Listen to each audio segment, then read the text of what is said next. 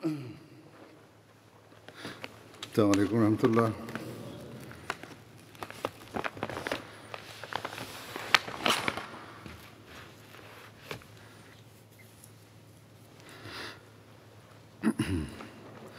أشهد أن لا إله إلا الله وحده لا شريك له وأشهد أن محمدا عبده ورسوله أما بعد فأعوذ بالله من الشيطان الرجيم بسم الله الرحمن الرحيم الحمد لله رب العالمين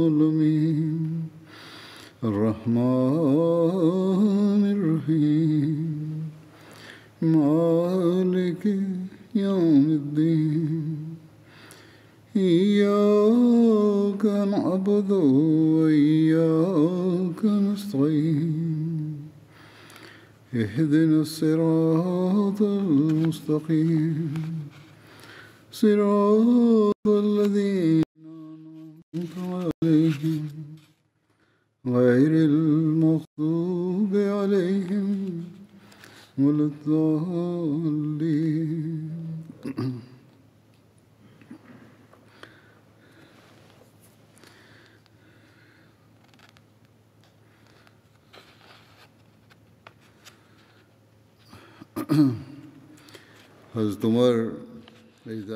J'évoquais dans mes précédents sermons le calife Omar radhiyallahu anhu.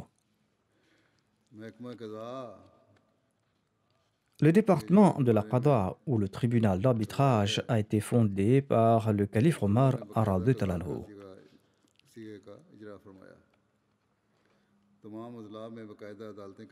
Il a établi des tribunaux dans toutes les provinces et il a nommé des qadis, c'est-à-dire des juges.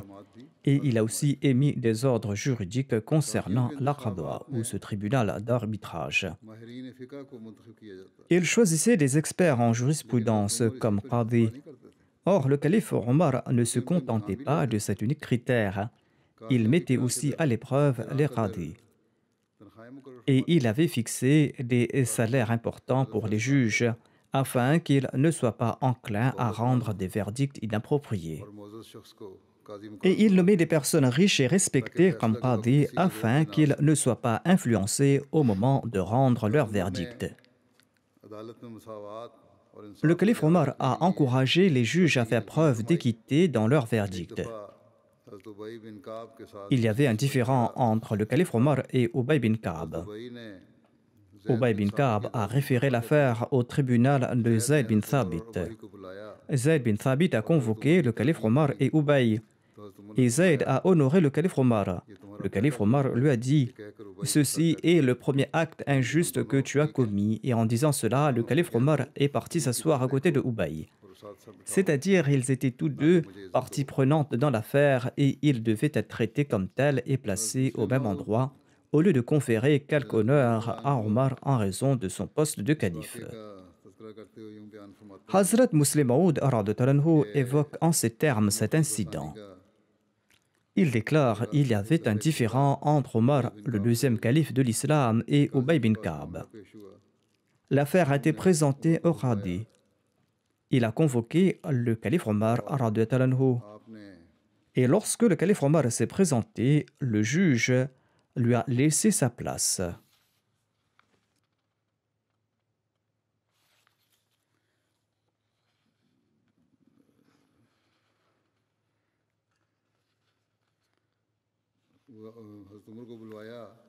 Le juge a donc convoqué le calife Omar et lorsque le calife s'est présenté, le qadi ou le juge lui a laissé sa place. Le calife Omar est parti s'asseoir avec la partie adverse et il a dit au qadi « Ceci est le premier acte injuste de votre part.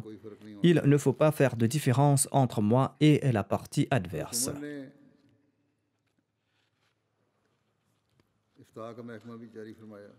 Le calife Omar a aussi institué le département de l'Ifta qui est censé émettre des décrets religieux. afin que les gens soient au courant des lois de la charia. Et il a nommé certains compagnons comme mufti, affirmant que personne d'autre hormis eux n'auront le droit d'émettre des décrets religieux. Parmi ces muftis, il y avait Ali, il y avait Othman, il y avait Mu'adh bin Jabal, il y avait Abdurrahman bin Auf, il y avait Ubay bin Ka'b, il y avait Zayd bin Thabit, Abu Huraira et Abu Darda.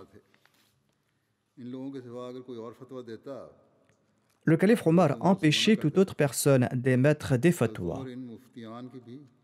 Et de temps à autre, le calife Omar mettait à l'épreuve ses muftis. Hazrat Muslim Maud déclare à ce propos: à l'époque du saint prophète Mohammed lui et après lui, durant l'époque de ces califes bien guidés, tout un chacun n'avait pas le droit d'émettre des verdicts sur des choses ayant trait à la charia.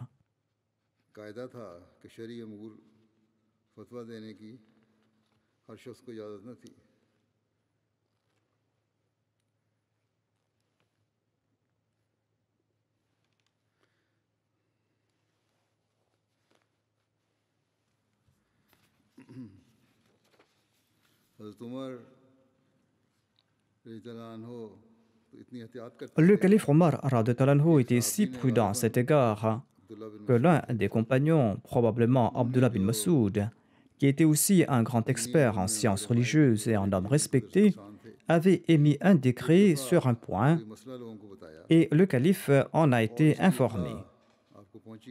Il a immédiatement demandé à Abdullah bin Masoud s'il était un émir ou si l'émir l'avait nommé comme mufti et s'il avait le droit de donner des fatwas.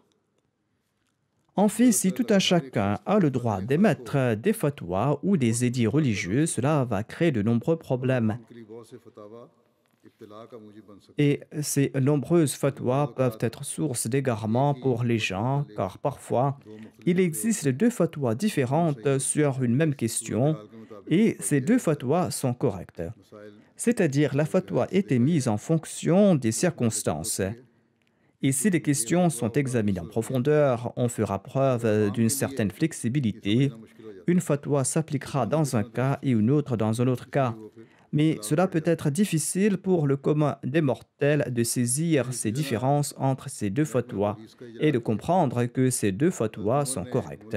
Et ceci peut être source de méprise pour le commun des mortels. Le calife Omar était aussi le fondateur du service de police.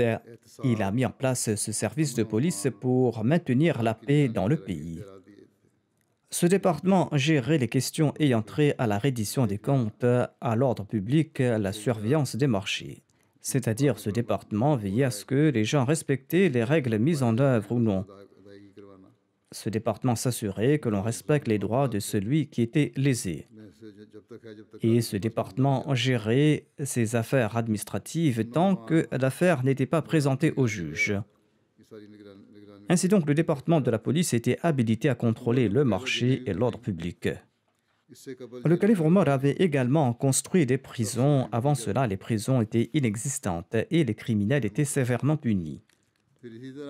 De même, il a mis en place la Baytul Mal ou la trésorerie.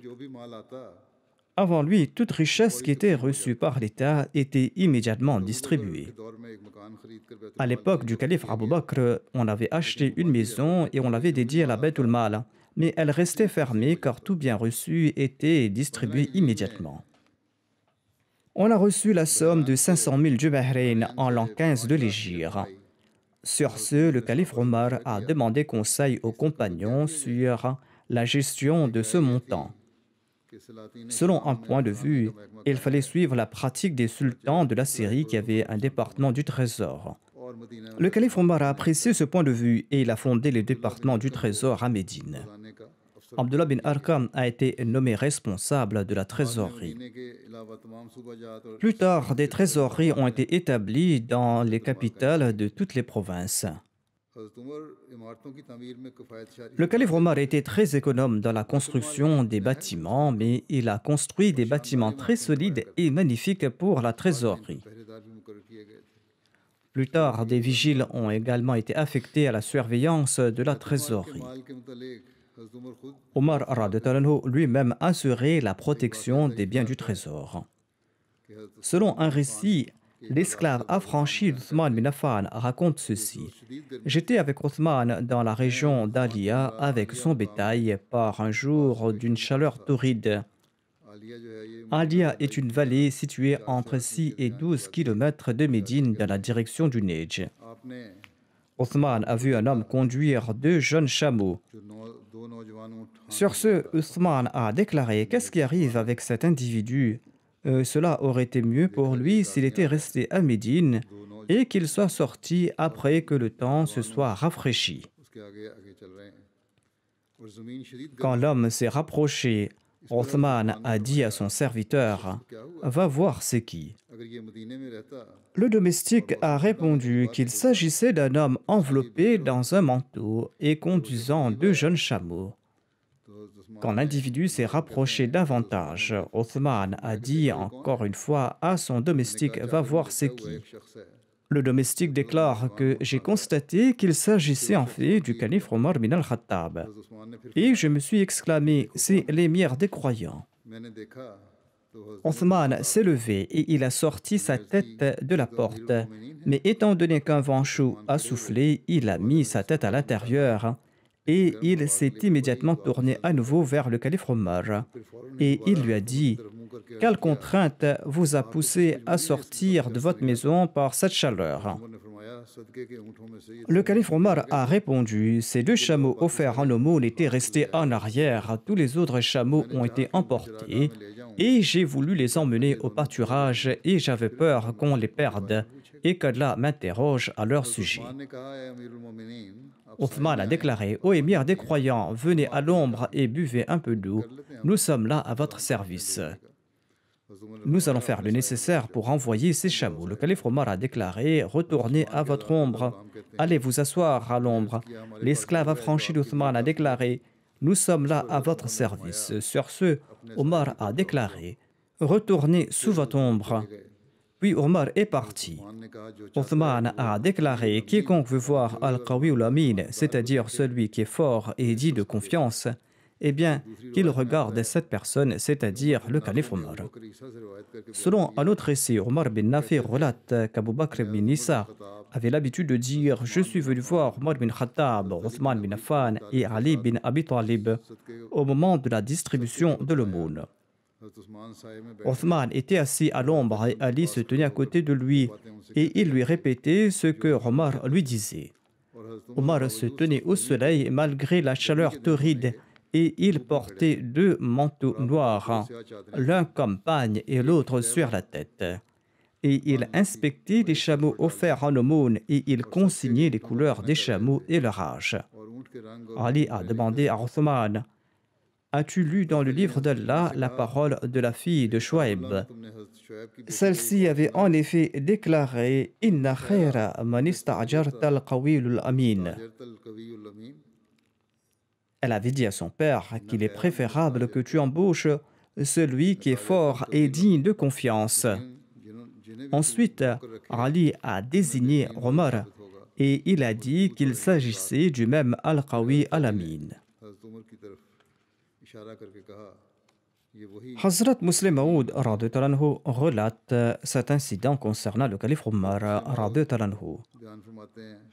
Il déclare que Othman relate: j'étais assis dans mon abri par un temps si chaud que je n'ai même pas osé ouvrir la porte.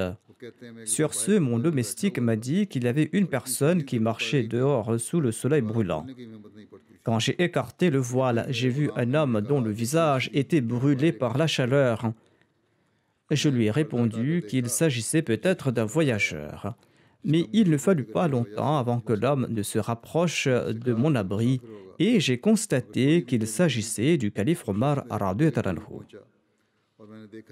En le voyant, je suis sorti tout paniqué et je lui ai demandé: où partez-vous par cette chaleur torride? Omar a répondu: un chameau de la Baytul Mal était perdu et j'étais sorti à sa recherche. Il y a aussi un incident sur la perte d'un chameau qui a été mentionné une fois auparavant. Le calife Omar distribuait un jour les biens de la Bayt al-Mal quand une de ses filles est venue et elle a pris un dirham de ses biens appartenant à la Bayt al-Mal.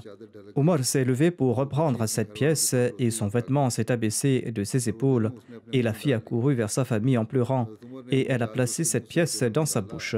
Omar a placé son doigt dans sa bouche et a sorti ce dirham et l'a remis à la trésorerie. Il a déclaré aux gens, Omar et sa famille, qu'ils soient proches ou éloignés, ont le même droit que les musulmans ordinaires. C'est-à-dire les proches de Omar n'ont pas plus de droits que les autres musulmans.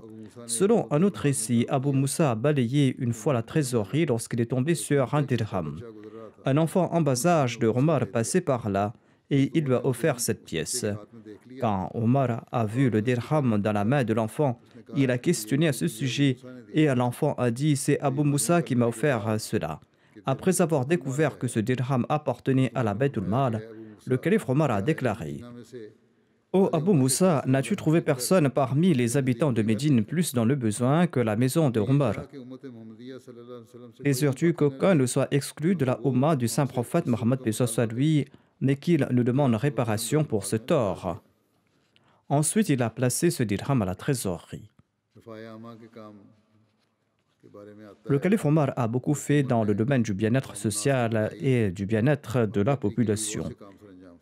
Il a fait creuser des canaux pour améliorer l'agriculture et pour fournir de l'eau à la population. Voici une liste de ces canaux qu'il a fait creuser. Il y a le canal d'Abu Moussa qui est d'une longueur de 14 km et qui relie le fleuve Tigre à la ville de Bassora. Il y a aussi le canal de Makil qui est également relié au Tigre. Il y a le canal de l'émir des croyants. Le Nil était relié à la mer Rouge par l'ordre du calife Omar. Et lorsque la famine a sévi en l'an 18 de l'Hégire, le calife Omar a écrit une lettre à Amr bin As pour obtenir de l'aide. La distance était si longue que l'aide a tardé. Omar a appelé Amr et il lui a dit que si le Nil était relié à la mer, il n'y aurait jamais de famine en Arabie. Amr, qui était le gouverneur de l'Égypte, est retourné et il a construit un canal de Fustat à la mer Rouge. Et par ce faire, les navires pouvaient atteindre le port de Jeddah qui était relié à Médine. Ce canal mesurait 46 km de long et il a été achevé en 6 mois. Amr bin As avait l'intention de relier la mer Méditerranée et la mer Rouge et il voulait construire le canal de Farma, là où il y avait une distance de 112 km entre la mer Rouge et la mer Méditerranée. Farma est une ville côtière à la périphérie de l'Égypte, mais Omar n'a pas accepté sa suggestion de peur que les Grecs ne pillent les pèlerins venus accomplir le Hajj. Si Amr bin As avait eu la permission, ce seraient les Arabes qui auraient fondé le canal de Suez, qui a été construit beaucoup plus tard. Voici les détails sur diverses constructions. Omar a construit divers bâtiments pour le confort de la population, notamment des mosquées, des tribunaux, des casernes militaires, des camps, divers bureaux, des routes, des ponts, des maisons d'hôtes et des auberges. Il a construit des fontaines et des auberges à chaque étape entre la ville de Médine et la Mecque. Il a mis en place des postes de sécurité. Ainsi donc, il a fait assurer la sécurité et il a fait construire des hôtels et des auberges pour les voyageurs. Le calife Omar a aussi fondé de nombreuses nouvelles villes au cours de son califat. Et quand il a peuplé ces villes, il a pris en considération la défense de ces villes et les avantages économiques de ces villes.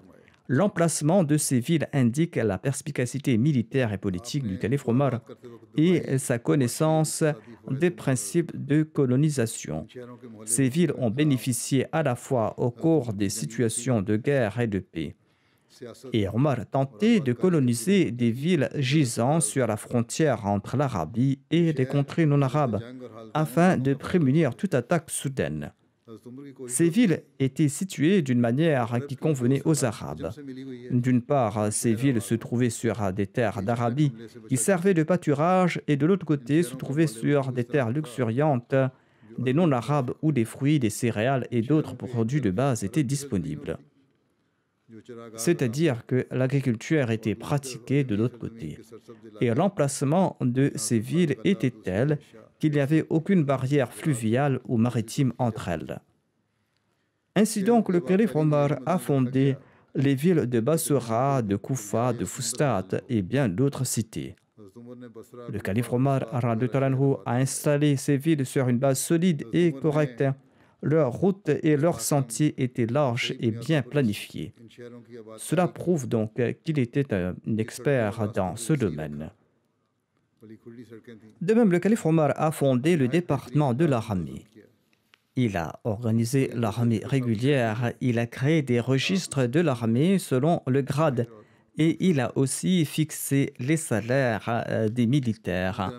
Et il a divisé l'armée en 2 divisions, une pour le combat régulier et l'autre pour des volontaires qui étaient mobilisés en cas de besoin. Le calife Omar était très vigilant quant à la formation de l'armée.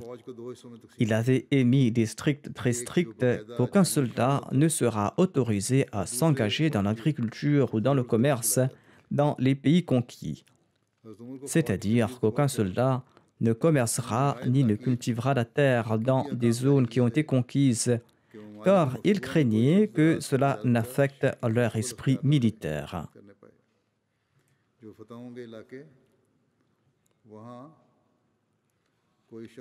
De nos jours, dans les pays musulmans, les militaires font aussi du commerce. Et on dit à propos des militaires d'un pays musulman que dans le passé, ils se concentraient sur leur domaine d'expertise lorsqu'ils étaient commissionnés. Mais à présent, dans ce pays, dès qu'un officier reçoit sa commission, il vérifie où se trouve un nouveau développement foncier ou des nouveaux logements de défense afin d'assurer une attribution pour eux-mêmes. Et c'est pour cette raison que leurs compétences militaires sont en déclin dans ce pays. Lors d'une attaque contre un pays au climat beaucoup plus chaud ou beaucoup plus froid, le calife Omar prenait en compte le climat afin que les soldats restent en bonne santé et qu'ils soient actifs et que leur santé ne soit pas affectée. Le calife Omar avait donné des instructions très strictes, notamment que tous les soldats devaient apprendre à nager, apprendre le tir à l'arc et marcher à pieds nus. Tous les 4 mois, les soldats étaient autorisés à rentrer chez eux pour rendre visite à leur famille. Et pour endurcir les soldats, il a ordonné que les soldats ne doivent pas monter à cheval en plaçant leurs pieds à l'étrier, mais de sauter directement sur leur monture. Selon les instructions, les soldats ne devaient pas porter des vêtements doux, ils devaient éviter le soleil et ne pas prendre des bains dans des hammams. Sinon, cela les habituera au confort. Le calife Omar avait l'habitude d'envoyer des troupes dans des espaces verts durant le printemps et il prenait en compte le climat lors de la construction des casernes et des cantonnements militaires. Ainsi donc, il envoyait les troupes dans des espaces verts pour qu'ils puissent rester en bonne santé dans l'air frais. Le climat a été pris en considération et les camps militaires ont été installés dans toutes les provinces. Une base militaire a été établie dans toutes les zones principales telles que Médine, Koufa, Bassoura, Mossoul, Fustat, Damas, Homs, la Jordanie et la Palestine. L'armée était toujours stationnée dans ces endroits et les soldats étaient renvoyés chez eux tous les 4 mois. Ces bases militaires contenaient en tout temps 4000 chevaux qui étaient soignés. Et sur les cuisses des chevaux était inscrit Jaish fi Sabilillah, c'est-à-dire l'armée dédiée à Allah. Au cours du califat de Omar, l'armée islamique a développé de nouveaux équipements, notamment des armes anti-forteresse, des catapultes et des dababa. La dababa fait référence à l'arme utilisée pour briser et détruire les forteresses ennemies. Les hommes s'asseyaient à l'intérieur et ils faisaient des trous dans les murs de la forteresse pour les démolir. Des non-musulmans occupaient aussi des postes importants dans l'État islamique. Non seulement les musulmans occupaient ces postes élevés, mais il y avait aussi des non-musulmans et des non-arabes qui occupaient des postes importants. Hazrat Muslim Maud a déclaré que même à l'époque des califes du saint prophète Mohammed lui, ces droits étaient reconnus, quoique toutes les nations ne s'étaient pas installées pacifiquement dans l'empire. Allama Shibli explique que le calife Omar avait élargi le département de la guerre et n'avait imposé aucune restriction sur la religion ou la nationalité de ses officiers. Ainsi donc, l'armée des volontaires se composait de milliers de Majoussis, ou d'adorateurs de feu ou du soleil. C'étaient des gens qui ne croyaient pas en Dieu. Et même ces non-musulmans recevaient le même salaire que les musulmans. On trouve également ces Majoussis dans l'administration militaire. Hazrat Muslim Maud déclare que des guerriers grecs et romains étaient également enrôlés dans l'armée. Lors de la conquête de l'Égypte, 500 d'entre eux ont combattu aux côtés des musulmans.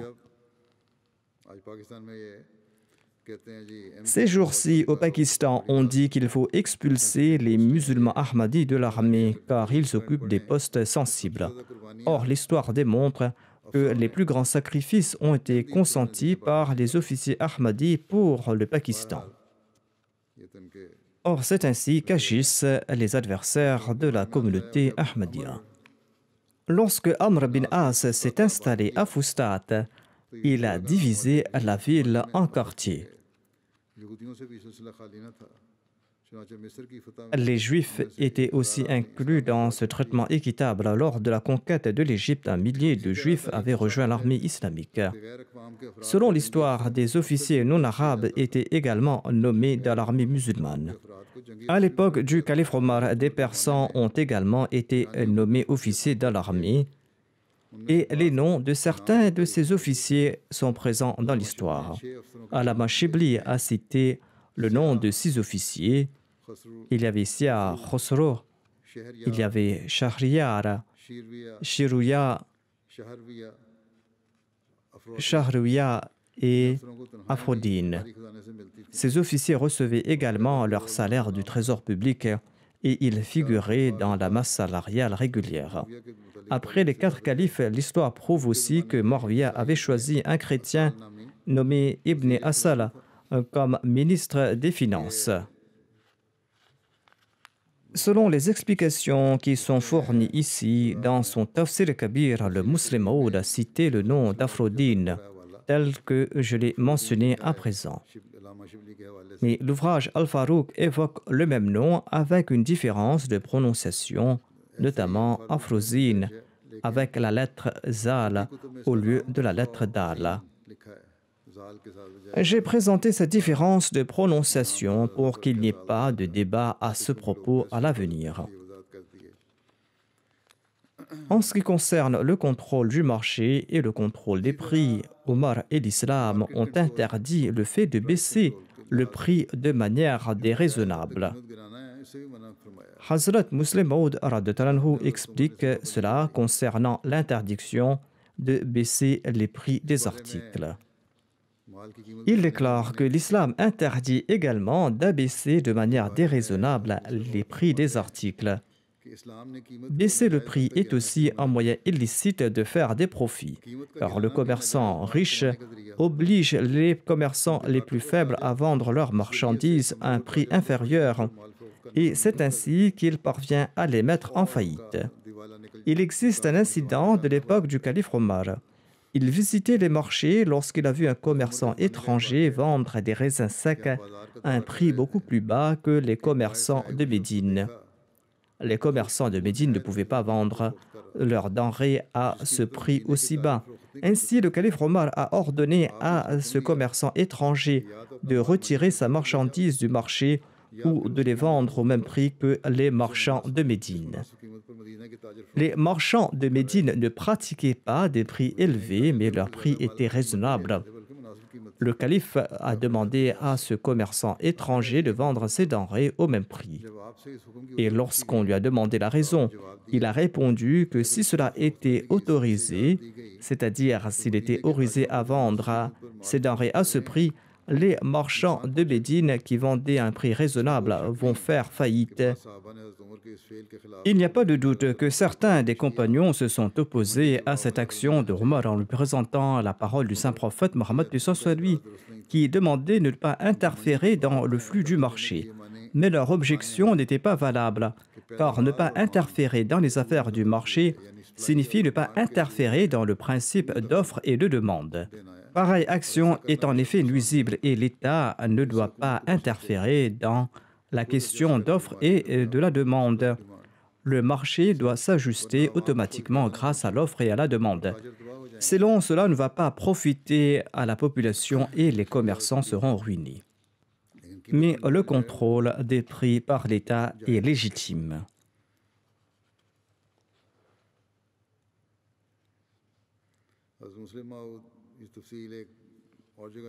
Le Muslim Maud explique que parmi les droits civils est qu'il ne doit pas y avoir de perturbation dans le commerce. Nous constatons que l'islam n'a pas ignoré ce droit non plus. Par conséquent, l'islam interdit d'augmenter le prix et de conclure des accords coûteux, tout comme il interdit de baisser les prix afin de nuire aux autres et afin de les pousser à la faillite. Il est également interdit de facturer à bas prix. Une fois à Médine, un homme vendait du raisin à un prix que les autres commerçants ne pouvaient pas vendre. Lorsque le calife Omar est passé par là, il a réprimandé ce commerçant en lui disant que cela va nuire aux autres commerçants.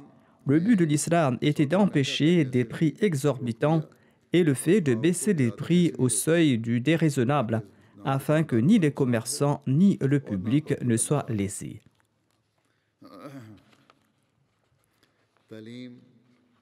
Le calife Omar a considérablement développé le système de l'éducation. Il a établi des madrasas dans tous les pays où le Coran, le hadith et le fiqh étaient enseignés. Et les érudits parmi les grands compagnons étaient affectés à l'éducation et à la formation des gens. Et les salaires des enseignants étaient également fixés.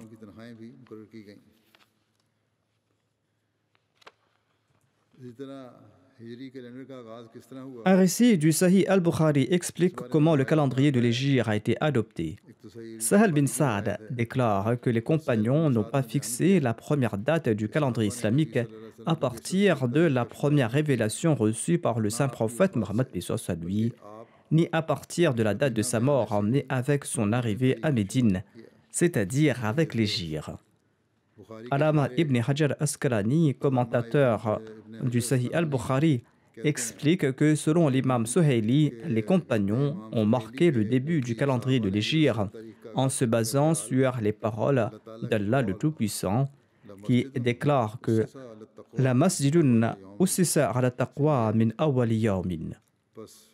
Le premier jour ici fait référence au jour où le saint prophète Mohammed lui et ses compagnons sont entrés à Médine. Mais Dieu sait le mieux. Divers récits expliquent pourquoi le calendrier de l'hégire était nécessaire. Abu Moussa a écrit au calife Omar que les lettres qu'il leur envoie ne sont pas datées. Le calife Omar a rassemblé les gens pour avoir leurs conseils. Allama ibn Hajar déclare que le recueil d'Al-Bukhari dans le Kitab al-Adab et Hakim présente un récit de Mahmoud bin Mihran qu'un chèque qui était valable pour le mois de Charban a été présenté au calife Omar. Il a demandé quel Charban, celui qui est passé ou celui que nous traversons ou le Charban qui viendra. Il a déclaré fixer un calendrier connu de tout le monde. Ibn Sirin raconte qu'un homme est venu du Yémen et il a dit que les habitants du Yémen utilisent un calendrier et qu'ils consignent l'année et la date. Le calife Omar a déclaré: c'est une très bonne méthode. Consignez vous aussi les dates. Qui a lancé le calendrier de l'Hégire? Il existe différentes opinions à ce sujet. Selon un récit, c'est le saint prophète, paix soit sur lui, qui a ordonné de noter les dates, et ceci a commencé à partir du mois de Rabiul Awwal.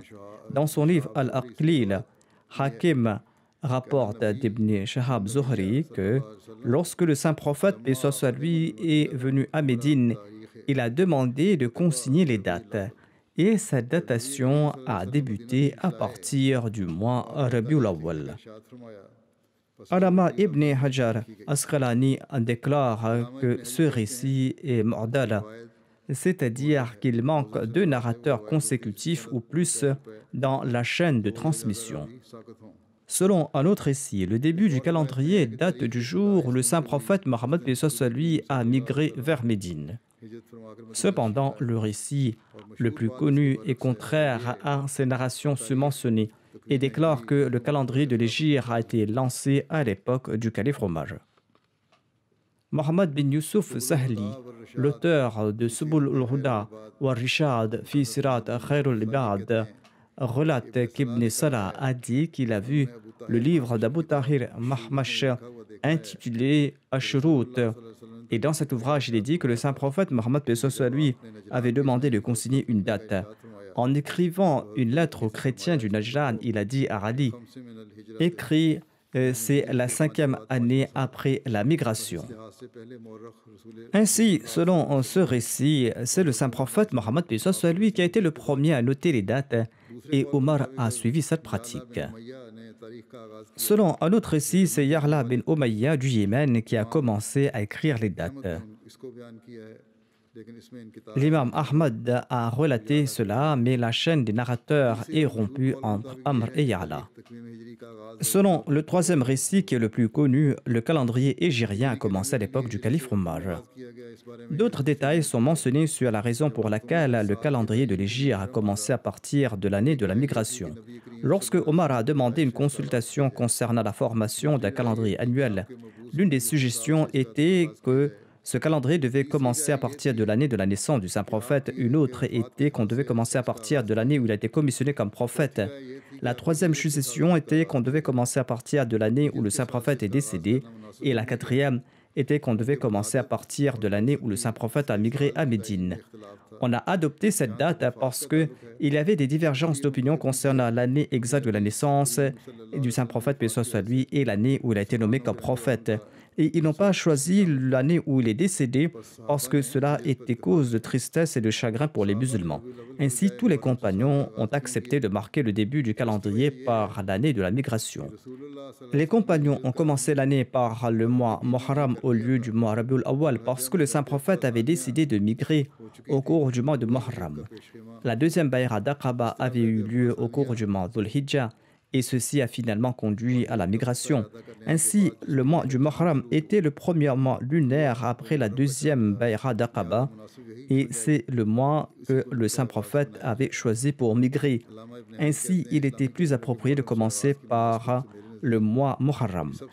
Alama ibn Hajar déclare que ceci est l'argument le plus fort à ses yeux pour commencer le calendrier islamique à partir du mois de Muharram. Il existe différentes opinions concernant la date où le saint prophète est arrivé à Médine. Le saint prophète s'est arrêté à différents endroits sur le chemin et il est arrivé à Médine à la date du 12 Rabiul Awwal au cours de l'année 14 Nabawi, soit le 20 septembre l'an 622. Selon certains historiens, il est arrivé à Médine le 8 Rabiul Awwal. D'autres disent qu'il est parti au cours du mois de Safar et il est arrivé au cours du mois Rabiul Awwal. Le saint prophète aurait quitté la Mecque le 1er Rabiul Awwal et il est arrivé à Médine le 12 Rabiul Awwal. Il existe différents récits concernant le moment où le calendrier de l'Hégire a été adopté. Certains disent que c'était au cours de l'an 16, de l'an 17, de l'an 18 ou de l'an 21 de l'Hégire.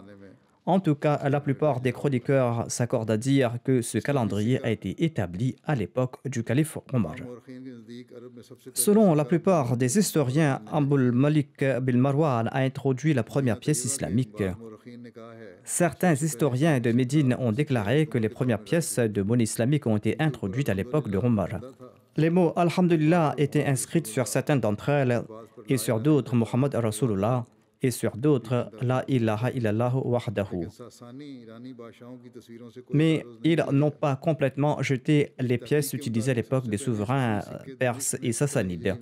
Selon une recherche, les premières pièces islamiques ont été introduites en l'an 17 de l'Hégire à Damas à l'époque de Omar.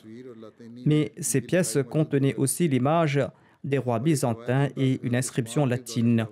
Selon un autre récit, c'était en l'an 28 de l'Hégire à l'époque de Othman qu'une pièce entièrement islamique a été utilisée.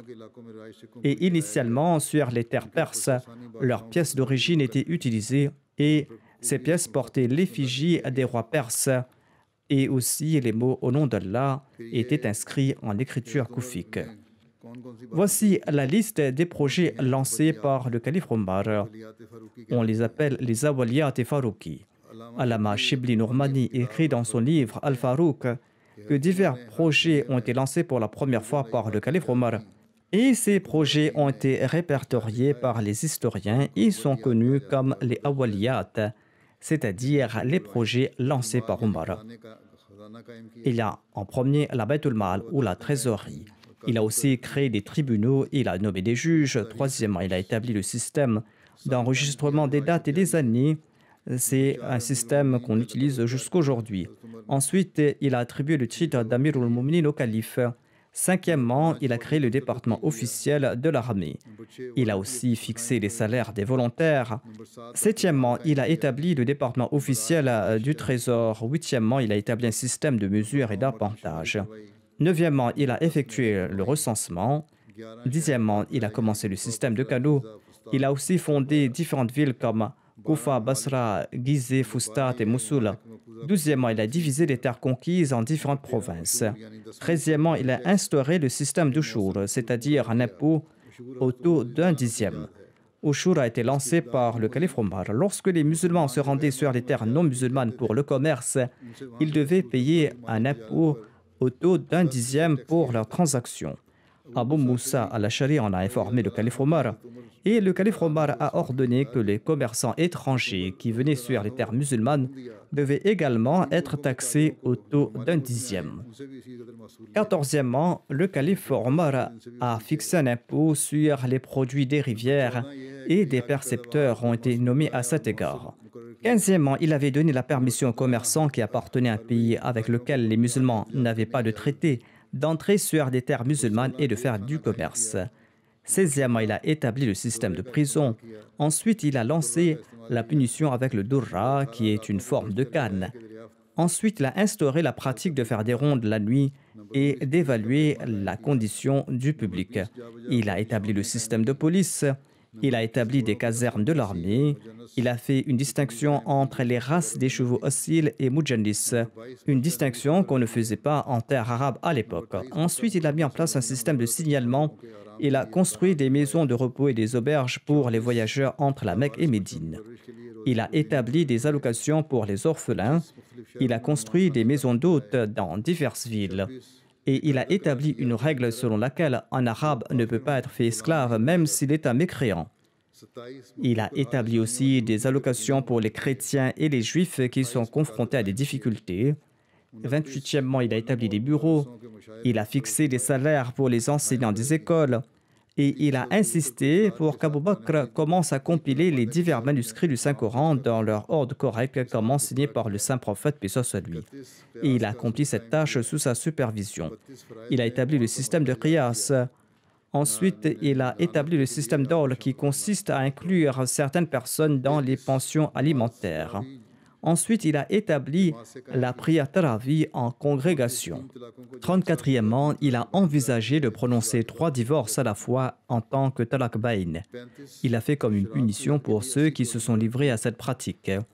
Il avait établi une peine de 80 coups de fouet pour limiter la consommation de l'alcool et il a implémenté la zakat sur les chevaux utilisés pour le commerce Il a assujetti les chrétiens des Banu Thalaba à la zakat plutôt qu'à la jizya. Il a lancé le système de dédication et il a créé le consensus sur les 4 takbirs pour la prière funéraire. Généralement, la manière prescrite est de dire 3 takbirs ou 4 si l'on compte le premier jusqu'au dernier avant de dire le salam. Il y en a 1, 2, 3 et 4. Il y en a 4, n'est-ce pas? On suit la même pratique aujourd'hui. Ensuite, le calife Omar a décrit des orientations concernant les discours dans les mosquées. Et avec sa permission, Tamim Dari a prononcé le premier discours conformément à cette pratique. Et c'était le premier discours de ce genre en islam. Et il avait établi des salaires pour les imams et les muezzins. Il a fait installer des lampes pour éclairer les mosquées la nuit. Et il a ordonné une punition pour la diffamation publique. Il a interdit la mention des noms des femmes dans des poèmes romantiques alors que c'était une pratique ancienne en Arabie. Allama Shibli déclare qu'il y a d'autres pratiques qui ont été lancées par Omar, mais qu'il ne mentionne pas parce que la liste sera trop longue. Je mentionnerai d'autres ici sur le calife Omar à l'avenir, Inch'Allah. Je vais maintenant faire mention de quelques personnes qui sont décédées récemment et dont je dirigerai la prière funéraire après la prière de Jumma. La première personne se nomme Sarpito Hadi Saswoya. Il est originaire de l'Indonésie. Il est décédé le mois dernier à l'âge de 79 ans. Inna lillahi wa inna ilayhi raji'un. Il avait prêté le serment d'allégeance à l'âge de 21 ans et il était resté ferme dans sa foi jusqu'à sa mort. Le défunt laisse derrière lui son épouse et ses 8 enfants. L'un de ses fils est en train de servir comme missionnaire. Le défunt a servi comme président de la communauté à de nombreuses reprises. Il a aussi servi en tant que cadi à la Darul Qada de l'Indonésie. Il appréciait grandement la prédication. Il était un prédicateur très actif et sa passion pour la prédication ne s'est jamais estompée. Son fils Arwan Habibullah, qui est missionnaire, écrit ceci. Le défunt laissait souvent sa moto chez quelqu'un et parcourait de longues distances à pied pour la prédication. Il traversait rivières et rochers pour se rendre dans d'autres villages. Le voyage était très difficile. Mon père, dit-il, était un travailleur acharné et lorsqu'il travaillait comme enseignant, il a demandé au directeur d'une école de concentrer son enseignement hebdomadaire de différentes classes sur 4 journées afin qu'il soit libre le reste de la semaine pour se consacrer à la prédication. Et le jeudi, après avoir terminé son enseignement, il sortait pour la prédication et il ne rentrait que le dimanche soir et parfois même le lundi matin. Basharat Ahmad, qui est missionnaire de la communauté, écrit ceci. Le défunt a fondé 10 communautés dans la région de Wonosobo, dans le centre du Java. Le défunt accomplissait régulièrement la prière de Tahajjud et il se comportait avec respect et gentillesse avec les gens de toutes les couches de la société. Un jour, il disait que je souhaite être engagé dans la prédication jusqu'à mes derniers jours. En cela réside la clé de mon bonheur et de ma santé. Ahmad Hidayat, qui est un missionnaire de la communauté, relate ceci. Le défunt était un prédicateur courageux et lorsque les opposants le menaçaient, il n'a jamais ressenti de la peur et il leur répondait avec beaucoup de courage. Qu'Allah accorde son pardon et sa miséricorde au défunt et qu'il élève son rang. Le prochain défunt que je mentionnerai se nomme Chorji Bashir Ahmad Batti. Il était le fils d'Allah Dad de Roro dans le district de Nankana Sahib. Il est décédé le mois dernier à l'âge de 95 ans. Inna lillahi wa inna ilayhi raji'un. Son fils Mohamed Afzal Batti est un missionnaire. Il travaille en Tanzanie. Il écrit « Mon père est né Ahmadi et il accomplissait régulièrement le jeûne et ses prières. Il était juste et franc. Il avait un grand amour pour l'Ahmadiyya et le califat. Il participait à la Jalsa Salana de Qadian dès son jeune âge. Les gens du village avaient peur des sorciers qui sont communs dans nos pays. Mais le défunt leur disait qu'il ne veut pas avoir peur de ces sorciers, car ils ne peuvent faire aucun mal sans la volonté d'Allah. Mais les villageois lui disaient que vous êtes Ahmadi, vous ne croyez pas en cela, et vous n'avez pas peur de cela, mais nous avons peur. En 1953, les opposants de l'Ahmadiyya ont commencé à manifester contre les Ahmadis et ils avaient prévu de brûler les maisons Ahmadis du quartier. Les proches du village voisin, qui étaient influents mais qui n'étaient pas Ahmadis, sont venus rencontrer le défunt pour lui dire de convaincre ses proches d'abandonner l'Ahmadiyya ou de partir, parce qu'on avait prévu de brûler le quartier Ahmadi. Ils devaient rejeter l'Ahmadiyya, sinon ils allaient connaître une fin terrible. Lorsque ses proches ont tenté de convaincre le défunt de renoncer momentanément à l'Ahmadiyya et de revenir à sa foi lorsque les manifestants seront partis, il leur a répondu « Ne vous inquiétez pas, nous avons accepté l'Ahmadiyya après une longue réflexion et nous n'avons peur de rien. Nous pouvons nous sacrifier pour l'Ahmadiyya, mais nous ne pouvons même pas abandonner notre foi pour une seule minute. » Il a déclaré « Si vous ne pouvez rien faire, eh bien ne faites rien. Nous plaçons notre confiance en Allah. » Et Allah a fait en sorte que la manifestation qui était arrivée à proximité s'est dispersée et les manifestants n'ont pas eu le courage de venir jusqu'au campement des Ahmadis. Le défunt laisse derrière lui 2 filles et 5 fils. L'un de ses fils est Afzal Bhatti, il sert comme missionnaire en Tanzanie et il n'a pas pu participer aux prières funéraires de son père. Qu'Allah exalte le rang du défunt et qu'il permette à ses enfants de perpétuer ses nobles actions et qu'il accorde patience et courage à son fils qui n'a pas pu participer à ses funérailles. Le prochain défunt dont je ferai mention sera Mohamedullah Khadim Malhi, fils de Chaudhry Allah Rakha Malhi, originaire de Darul Nasr Harbi de Rabwa. Il est décédé à l'âge de 82 ans. Inna lillahi wa inna ilayhi raji'un. Il était le petit-fils de Chaudhry Allah Bakhsh, qui était un compagnon du Messie premier d'Islam. Et il était le père de Nasrullah Malhi Shahid, un missionnaire de la communauté. Le défunt était régulier dans ses prières et dans ses jeûnes. Il avait une personnalité très simple. Il était honorable. Il était soucieux des pauvres. Et il était un Ahmadi sincère et fidèle. Il a fait face à beaucoup d'opposition lorsqu'il était employé, mais il a fait preuve d'un grand courage. L'un de ses fils, qui est Waqf Zindagi, est en train de servir à la Tahir Heart Institute de Rabwa. Qu'Allah accorde son pardon et sa miséricorde aux défunts. Le prochain défunt dont j'évoquerai se nomme Mohammad Ali Khan. Il est originaire de Peshawar et il était le petit-fils de Sharifullah Khan. Il est décédé en accord au décret de Dieu à l'âge de 89 ans. Inna lillahi wa inna ilayhi raji'un. Par la grâce d'Allah, il avait offert 1/8 de ses biens dans le cadre du plan d'Al-Wasiya. Il laisse derrière lui 3 filles et 7 fils. L'une de ses filles, Salima Saheba, est l'épouse de Burhan Saheb qui habite ici à Islamabad. Salima Saheb a écrit ceci: notre famille appartenait au groupe Lahori qui n'avait pas prêté allégeance au 2e calife. Par la suite, en 1954, mon père, c'est-à-dire Mohammad Ali Khan Saheb, le défunt, avait prêté allégeance sur la main du 2e calife et il est resté attaché à la communauté et au califat durant toute sa vie. Il a démontré un attachement solide à sa foi et à la communauté. Le défunt avait fait la Bayra en 1954. Il appartenait auparavant au groupe Lahori. Par la suite, le défunt a pu servir en tant que caïd régional des Khuddam, secrétaire Wasaya et secrétaire Ta'limul Quran. Il étudiait en profondeur les écrits du Messie premier d'Islam. Il avait un grand amour pour le Saint-Coran et on le voyait toujours réciter le Saint-Coran. Il avait mémorisé une grande partie du Saint-Coran et il priait beaucoup. C'était quelqu'un de vertueux, d'hospitalier, d'honnête et très droit. Il récitait constamment le Daroud et il aidait financièrement les autres. Un de ses proches non-Ahmadi lui a dit que si tu abandonnes l'Ahmadiyya, je serai prêt à me sacrifier pour toi. Le défunt lui a répondu: je n'ai aucunement besoin de ton sacrifice, je me suis moi-même sacrifié. Écoute-moi et accepte le Messie premier à l'Islam, ce Messie qui devait venir, et réformez-vous. Ce proche ne l'a pas écouté et peu à peu, ses proches l'ont abandonné, mais il a renforcé sa relation avec l'Ahmadiyya de jour en jour. Qu'Allah accorde son pardon et sa miséricorde aux défunts et qu'il exalte son rang.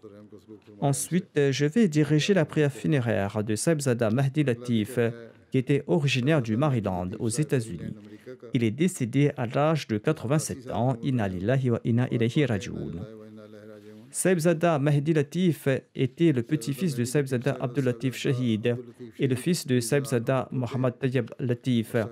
Par la grâce d'Allah, le défunt faisait partie du système d'Al-Wasiya. Il avait étudié les ouvrages du Messie promet l'Islam en profondeur.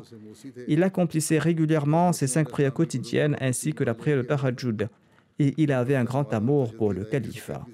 Il était humble et il avait une personnalité très simple. Et il avait une grande passion pour la prédication et conseillait toujours les autres à prêcher le message de l'Ahmadiyya. Qu'Allah accorde son pardon et sa miséricorde aux défunts et qu'il exalte son rang. Ensuite, je vais diriger la prière funéraire de Faisal Ahmad Samir, qui était le fils de Shahzad Akbar, qui travaille au sein du bureau du secrétaire privé à Rabwa. Il est décédé des suites de l'épidémie du Covid-19 à l'âge de 16 ans. Inna lillahi wa inna ilayhi raji'un. Il était un enfant très intelligent, très calme, gentil et pieux. Il faisait partie du programme des Waqf-e-Naw. Il se concentrait sur ses études et ne participait pas dans des activités inutiles. Il ne faisait pas beaucoup de sport. Il était très sage et, en dehors de l'école, il passait la plupart de son temps à la maison. Qu'Allah accorde la patience aux parents du défunt. Son grand-père maternel, Khaja Abdushakur, a également servi la communauté pendant une très longue période. Qu'Allah accorde son pardon et sa miséricorde aux défunts et qu'Allah exalte son rang.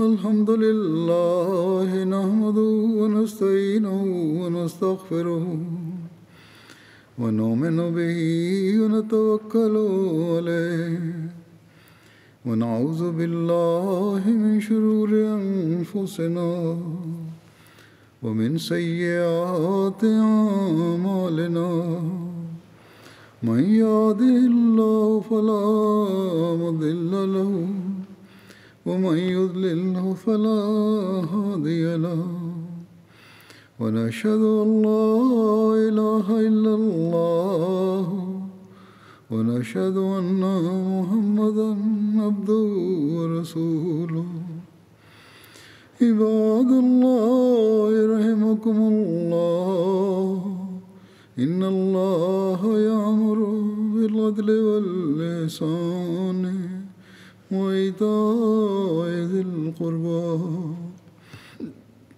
وينهى عن الفحشاء والمنكر والبغي يعظكم لعلكم تذكرون اذكروا الله يذكركم وادعوه يستجب لكم ولذكر الله أكبر